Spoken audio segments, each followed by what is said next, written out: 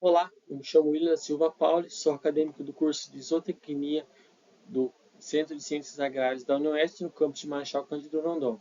Participei do programa da iniciação científica pelo CNPq e estarei apresentando um trabalho denominado de avaliação da morfologia e morfometria intestinal de leitões alimentados com diferentes rações do creepyfeeding comerciais. Tive como orientador desse trabalho o professor Newton Tavares Cocardi de Oliveira, e como coautores do trabalho o professor Paulo Levi de Oliveira Carvalho, o Jonathan Angesser e Eduardo Inácio dos Santos. Com o aumento do consumo de carne pela população tanto brasileira quanto mundial, a gente ocasionalmente houve um aumento na produção de suínos, isso sendo essencial para ser atingido e suprir toda a demanda de carne da população. E além desse aumento da produção de suínos, foi essencial que houvesse um avanço genético dessas matrizes, onde algumas características foram principalmente focadas seriam o parto femiano, leitões nascidos vivos e leitões desmamados por parto, uma vez que esses são fatores essenciais para estar tendo uma maior produtividade das nossas matrizes. E segundo a AGRI 2019, alguns níveis que a gente atingiu no Brasil seriam 2,35 partos fêmea ano, 3,20 leitões nascidos vivos e 11,99 leitões desmamados por porca, esses sendo valores médios da produção brasileira. Também, uma pesquisa diz que nosso rebanho total de matrizes seriam cerca de 1.970.611 matrizes alojadas no ano de 2020. E esse avanço genético, além de ter trazido melhores matrizes e melhores condições de produção, também nos trouxe um maior tamanho de leitegadas. E junto com esse tamanho de leitegadas maior, é essencial que a gente tenha em mente que vão estar precisando suprir nutricionalmente esses leitões que estarão nascendo, e por isso é essencial que a gente tome e crie estratégias para estar suprindo todas as demandas nutricionais dos leitões que estarão sendo produzidos. E assim, a gente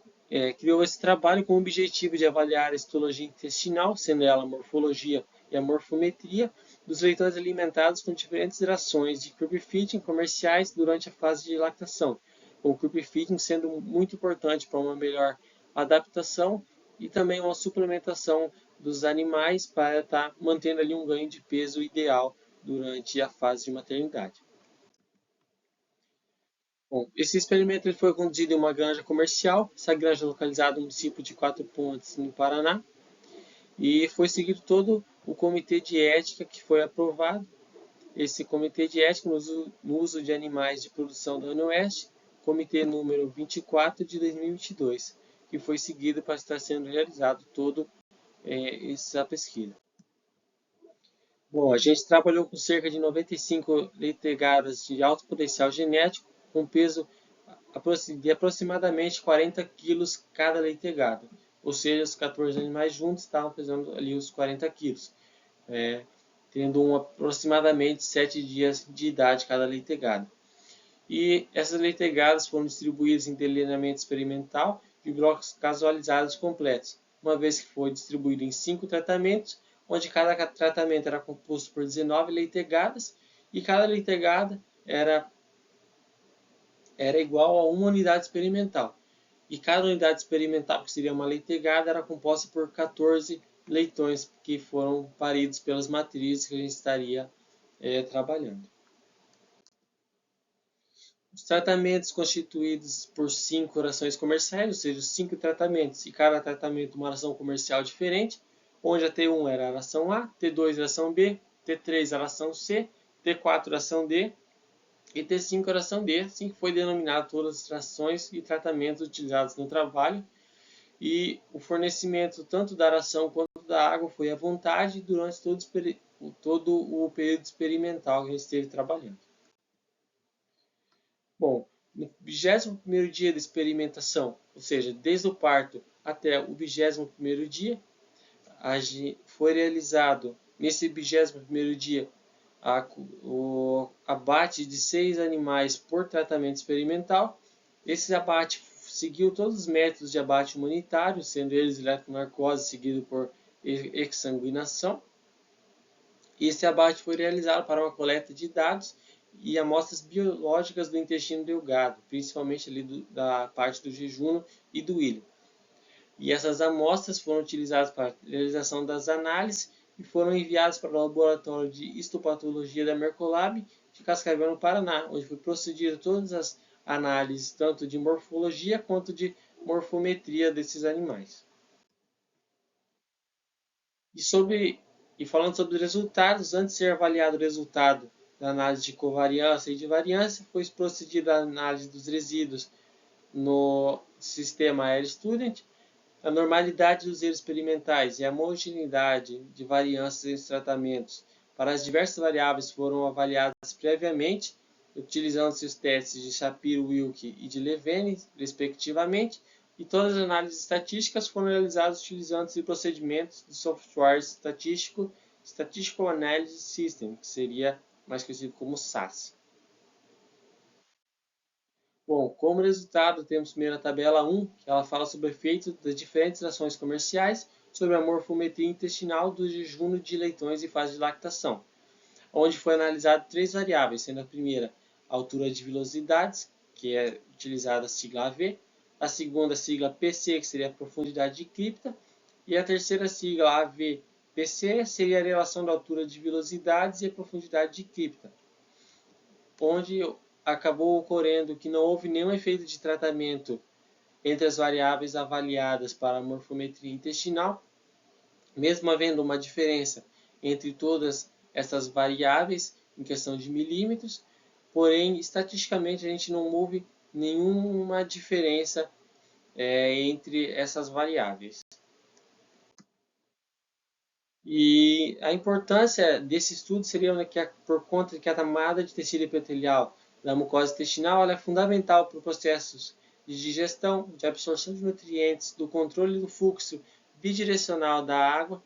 e de eletrólitos, e também atua como uma área física de proteção do intestino. Então, tendo uma grande importância que a gente tenha essa parede, né, todo o revestimento ali do intestino bem desenvolvido. E um fator que pode acabar havendo alterações nisso seria o estresse pós-desmame, os animais acabam sofrendo isso, porque eles estão sendo retirados da mãe dele, levados para a creche, onde tem toda uma mudança de ambiente, toda uma mudança na nutrição deles. E acaba tendo um estresse muito grande, que pode acabar induzindo alterações morfológicas e fisiológicas. E algumas alterações citadas por Plusky em 97 seriam a atrofia dos vírus e a hiperplasia das criptas.